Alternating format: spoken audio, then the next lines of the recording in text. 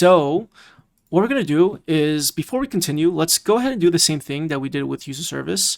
And by that I mean we're going to create an interface for the auth service that we're going, and then we're going to implement that interface.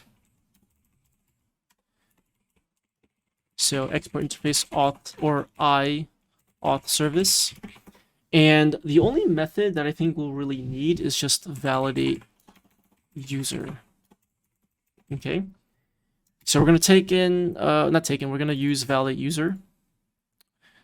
So we're going to implement that auth service right now, just like that. And we're going to go ahead and implement that method like this. Okay. So inside validate user, it's supposed to call, so the logic of validate user is this. If the user is found, we return that user. If the user is not found, we create a user. So we're going to need to call user service. Okay. So let's do this. Hold on. Before we continue, let me go back into auth module. Or I'm sorry, not auth module. Let me go into constants first. Let's add the auth to our enum. Like this. Then we're going to go into auth module. And instead of adding the auth service class as a provider, we're going to do this. You can do that, but if you just add the class instead of using the token, you won't be able to program down to the interface. Okay. So let's go ahead and do this now. So that should be fine. All right, great. So wherever we need to inject the auth service class, or dependency rather, we can go ahead and do that easily, which we're going to do that inside the Discord strategy. So let's go ahead right now and implement the logic for validate user. Okay. So what we're going to do is we're going to do this. Well, first of all, validate user is going to need to take in a couple of properties, or it's going to take in an object. And it's going to take in a couple properties. The main property that we really need is just the Discord ID, which is that's literally it. So what I'll do is I'm actually going to go inside utils, and I'll create a file called types. So that way I can type annotate stuff. So I'll create a type called user details. And like I said, the only user detail that we really need is just the Discord ID. Okay. So we're going to go inside the auth service, and we're going to type annotate a parameter inside this validate user. So we're going to say details, user details. Okay. And what's going to happen is validate user is going to return, it's going to return a user. Okay. Because remember, because we're using OAuth 2, we either create a user or we return an existing user. But ultimately, we are going to create a user, though. So it's going to be a promise of type user, a user entity. So we got to go ahead and now implement that for validate user. So let's first take in the user details. Okay. And we're going to go ahead and do this. So the user service is going to need to, well, first we're going to do this. We're going to go ahead and call user service.find user. And we do need to pass in the Discord ID. Okay. So we're going to go inside our interface, the user interface right over here. So inside user service.ts, or not that, the user.ts. We're going to go inside and specify Discord ID as a parameter. Or I'm sorry, not create user, for find user. Okay.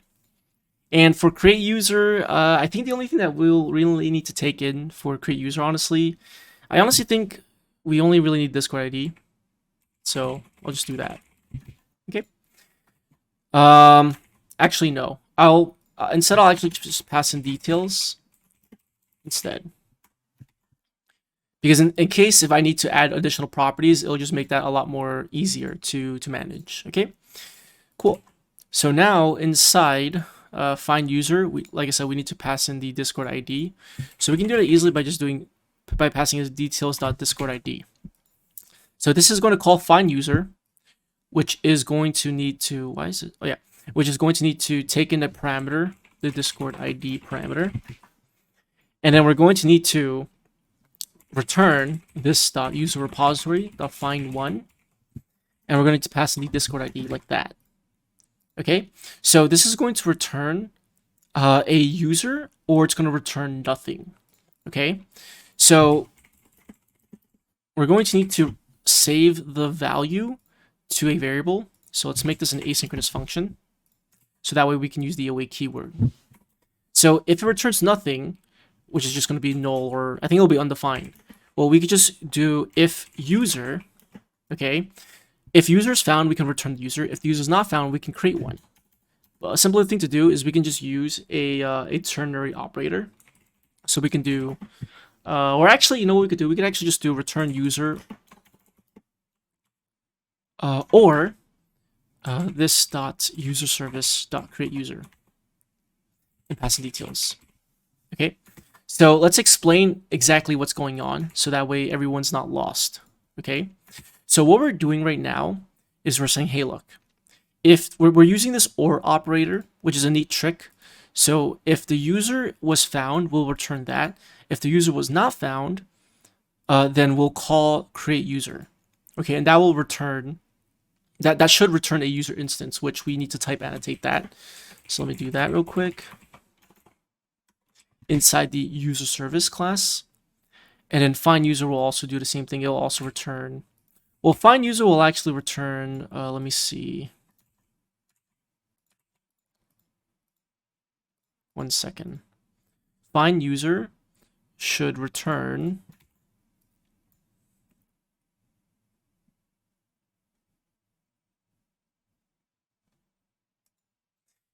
user or undefined.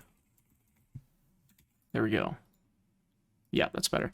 Okay, cool. So yeah, because find user can return either user or undefined. Okay, and create user will return a user all the time, unless there's an error. So let's go ahead and implement create user now. So create user, remember, takes in details. So let's type annotate that.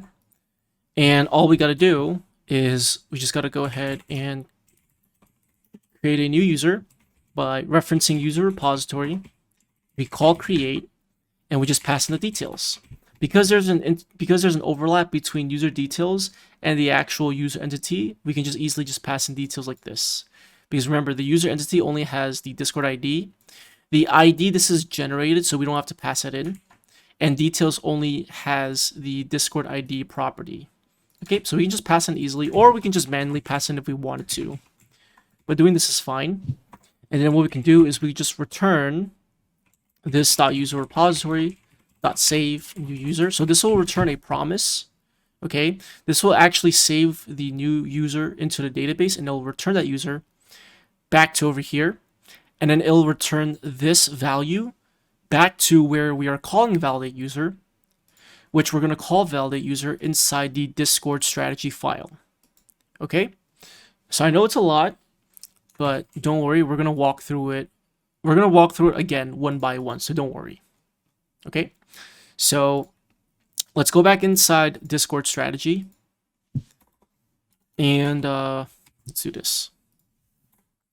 We're going to go ahead and inject the auth service now.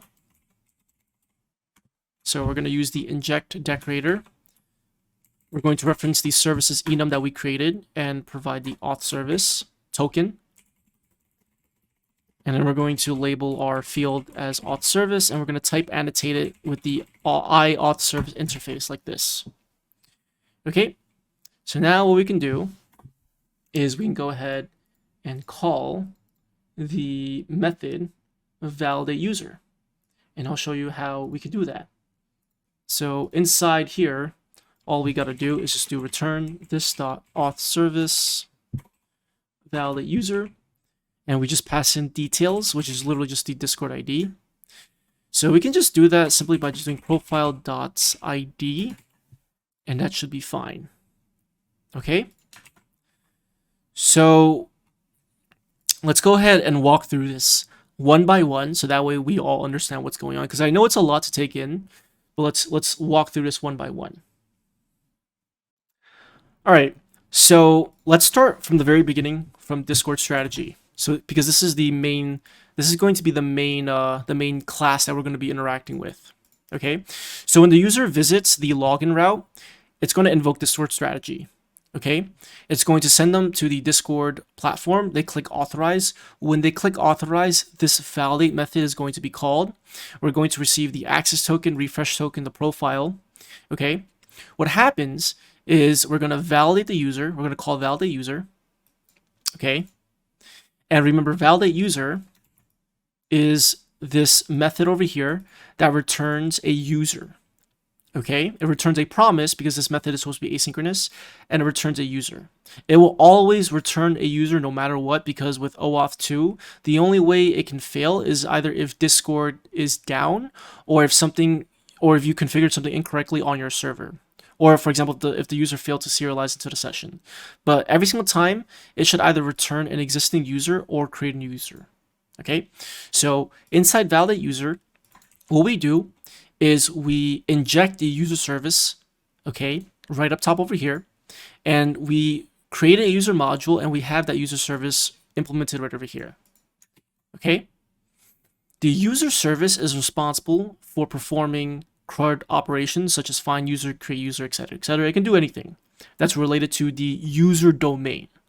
Okay, there's a reason why I wanted to encapsulate all of the user stuff inside its own service instead of just putting it inside the auth service, because we might need to reuse this over and over again sometimes, so it's better to do that.